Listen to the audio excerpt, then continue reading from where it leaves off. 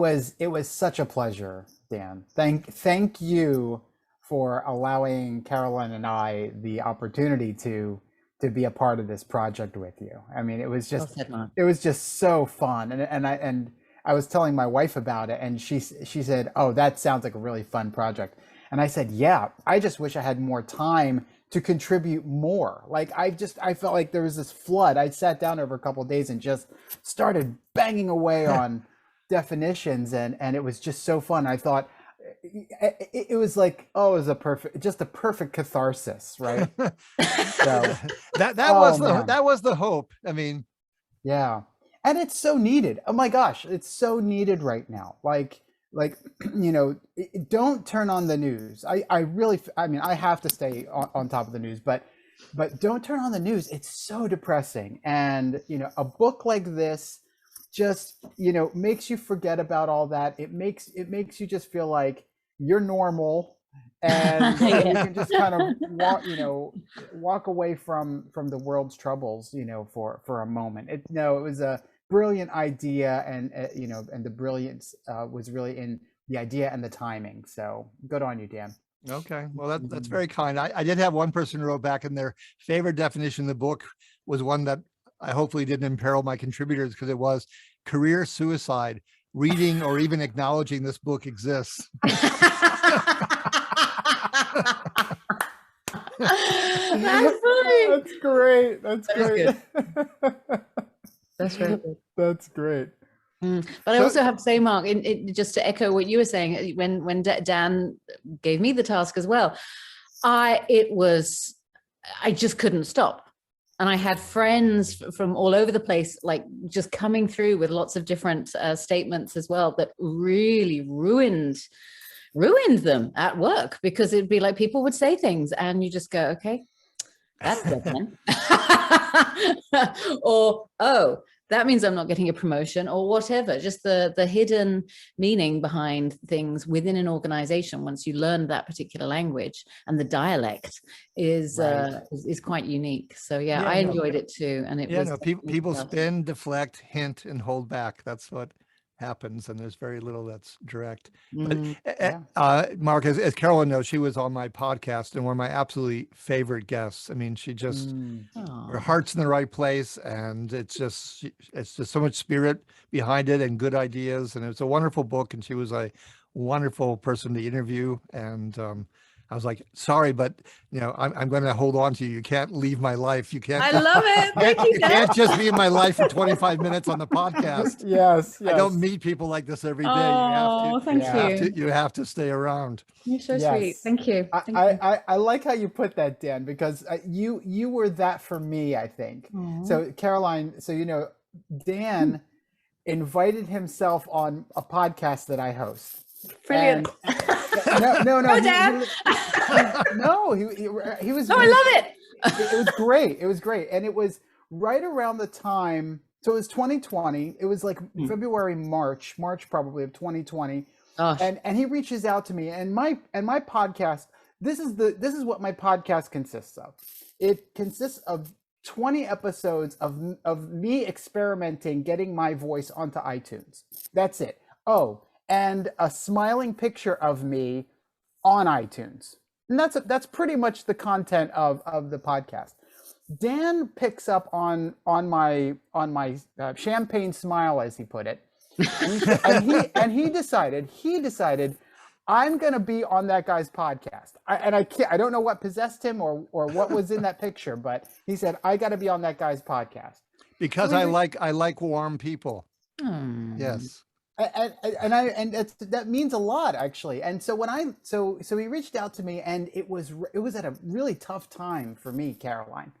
And I had just been late. It was just I remember the date. It was March 31st. And I had just 2020? been laid off. I'd just been laid off from my So job. COVID had been around for 2 weeks, and boom. Yes. Oh, I'm sorry to hear that. Exactly. So I had just been laid off, and he reached out to me, and I thought, there's this glimmer of hope, but I have to find my next job, because I don't know how long COVID's going to last. I mean, we're in the middle of an unknown pandemic. It's just everything's a question mark. So I said, man, Dan, I would love to just hold one. Okay. And so probably about a month later, I landed, thank goodness, and the situation I landed in was just brilliant. And Dan and I got together, and I had never done this before, where I had a host, where I actually did it over video, over Zoom, right, where I actually recorded the interview over Zoom. So first time, and Dan was it. And because he's a facial coder, he reads faces, and I said, well, he's a facial coder, we have to do this over video, we can't do this like audio, right? So I had him on, and it just made the most sense to me. And then so I had him on, and what happened next was the podcast took off. I mean, took off in that direction, where literally every week I asked my wife, I said, honey, it's 2020 and we're in the middle of a pandemic. Are we going anywhere? And she said, no. And I said, okay, just so you know, I'm going to be doing this every single Saturday for the rest of the year. She said, okay. So what ended up happening was I literally booked every single weekend with a new Dan Hill, right? And talking about just everything under the sun, everything about 2020, social movements, Black Lives Matter, police. We're talking about, I talked to a yoga instructor. How do we find peace in this chaos? So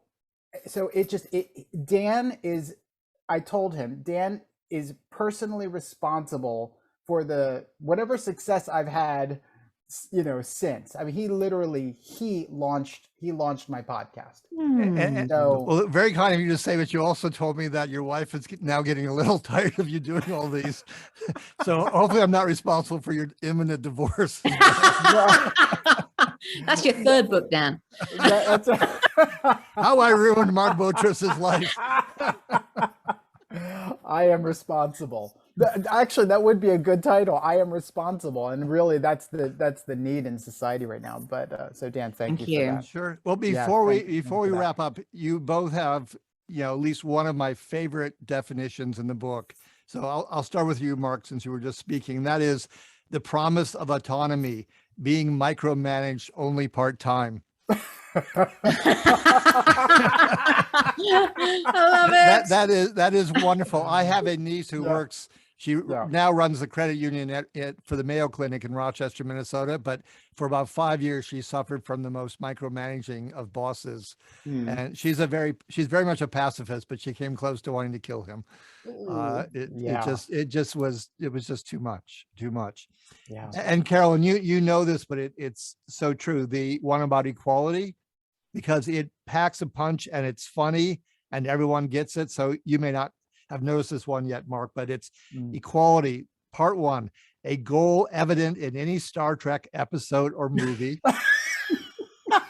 2, and this is the killer, 2, a goal considered a form of science fiction in the hallways of corporate America. I mean, that's brilliant. That's brilliant. I mean, when anyone, it just does it. I mean, it's so true and so powerful and important. And you manage to say with humor, because that's the tough thing is not to get so outraged that you go, oh, I know Dan's writing a book of humor, but I don't have time for that. I have to go kill somebody. So it still manages to have that aplomb to it, but really makes his point.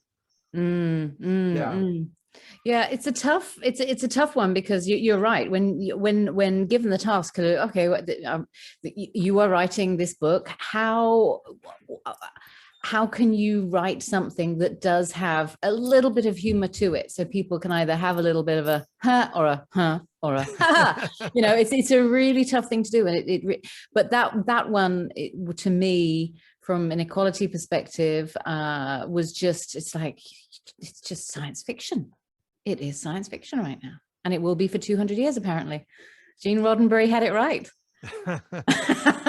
Well, just today in the New York Times was an article because of the trial going on for the woman who started the biotech firm, whatever it's called, Thanos or whatever. Oh, yeah. So someone said, well, yes, she's probably guilty, but what about all the other people who are guilty who have the Thank you. Yes. Thank you. Yes. So they had the statistic that for venture capital firms in America, 64% of them don't have a single female partner in them, not one. And I went, oh my God. And then I Yeah. said, well, I know what I'm doing today at 4 o'clock. I am reading Carolyn's definition aloud, and she doesn't do it first. Thank you. I appreciate that. Yeah, yeah. Yeah, it's a good Well, one.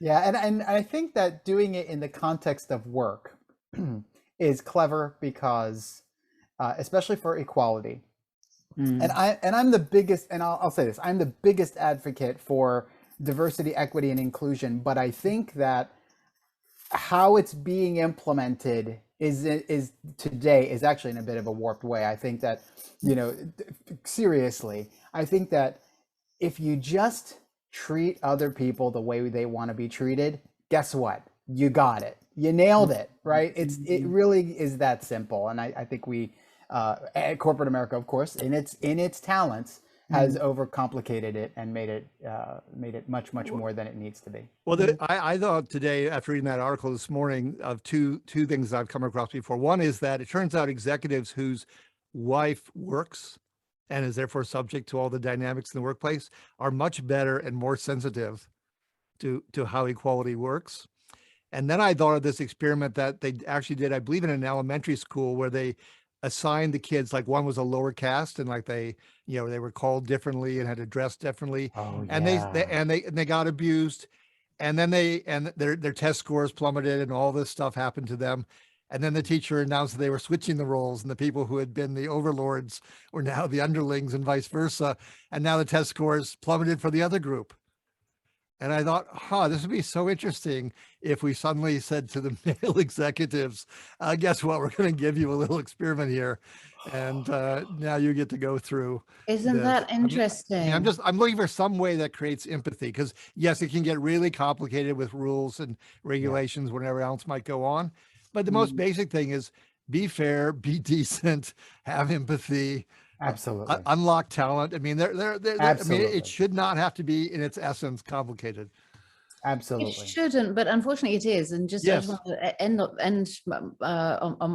with these thoughts, because I'm studying this specifically for my next book, and it's so focused on the way we are today is due to societal, Freudian, patriarchal expectations, beliefs, standards, all of these different things. And then you couple in the economics of the world, as well as societal changes and things like that. People are completely and utterly overwhelmed, and they are unable to process all of these things at the pace that we need to be able to process them at, because and you have to look at what we're processing right now. We're still processing the pandemic. We're still processing what normal is apparently looking like. As my 14-year-old said, Mom, it's COVID normal. Okay, so what does COVID normal actually mean? So it's really wonderful to observe this. And I say wonderful with a little bit of a tongue in my cheek, because it's, for the first time, I'm really dissecting it. And Dan, you were right about the data on women and what have you in corporate America, etc. And it's basically because, and I've been reading a book by Joanne Littman right now called That's What She Said, which has nothing to do with The Office, which is funny because this is all about, office dynamics and things like that. But so That's What She Said. And the book just basically lists and communicates every single patriarchal situation in an organization and at school and all of these different things, and how women can't feel that they can talk because, and here's the kicker, men are born with the God-given right for authority, women are not. So we all have to work in unison to make these dynamics happen, and nobody likes to give up power. So I think we're still going to be in a difficult situation for the foreseeable future, which is why I want to write a book about it. You go, Caroline, you go. I will, and I might call on you. Please. I'd be honored. Whatever you need. Thanks. Very good. Oh, it's great. Great definition. I love it. Equality. Yeah. So I know you need to run, so I think we'll wrap it up at that. Thank you very much. But thank you both. And what is true for Carolyn is true for you, Mark, as well. You got me for life. I refuse to give it up. Thank you. Thank you. Yeah. That's Thank you. beautiful. Likewise. Yep. So anyway, have a wonderful evening. Take care. Be safe. All those good things.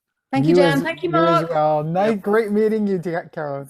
Happy book birthday. Happy birthday! Thank you. Okay. Cheers. Bye. guys. Yep. Bye bye. Cheers.